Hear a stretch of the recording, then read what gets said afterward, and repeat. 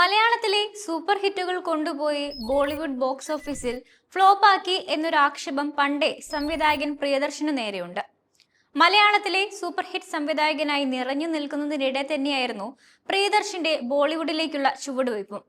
മോഹൻലാലിനെ നായകനാക്കി ഒരുക്കിയ കീലുക്കത്തിന്റെ ഹിന്ദി റീമേക്കായ മുസ്കുരാഹത്ത് ആയിരുന്നു പ്രിയദർശന്റെ ആദ്യ ഹിന്ദി ചിത്രം.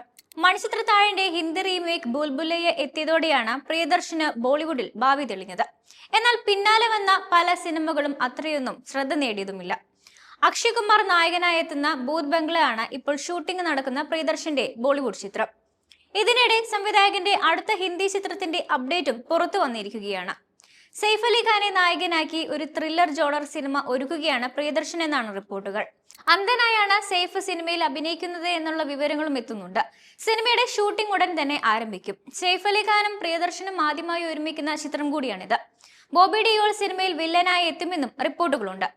പ്രിയദർശന്റെ തന്നെ ചിത്രമായ ഒപ്പം എന്ന സിനിമയുടെ റീമേക്കാണിത് എന്നാണ് പറയപ്പെടുന്നത്.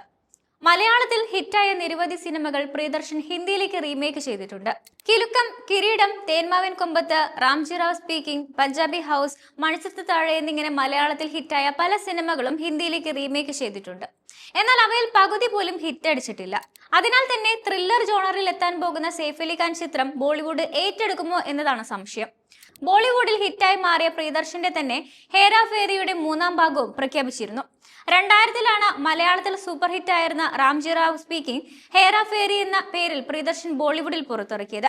ആദ്യ ഭാഗത്തിൽ പ്രധാന കഥാപാത്രങ്ങളെ അവതരിപ്പിച്ചവർ തന്നെയായിരുന്നു രണ്ടാം ഭാഗത്തിലും. ഇവർ തന്നെയാണ് മൂന്നാം ഭാഗത്തിലും നായകന്മാരായി എത്തുക. അതേസമയം പ്രിയദർശൻ കോമഡി ഹൊറർ ജോണറിൽ ഒരുക്കുന്ന അക്ഷയ് കുമാർ ചിത്രം ഭൂത് ബംഗ്ലയുടെ ഷൂട്ടിംഗ് നടന്നുകൊണ്ടിരിക്കുകയാണ് ഇപ്പോൾ.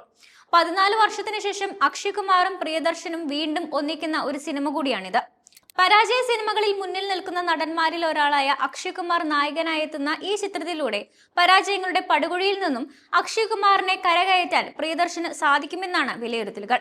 ഇതിലൂടെ പ്രിയദർശനും ബോളിവുഡിലേക്ക് ഗംഭീര തിരിച്ചുവരവ് നടത്താനാകുമെന്നും പ്രതീക്ഷിക്കുന്നു.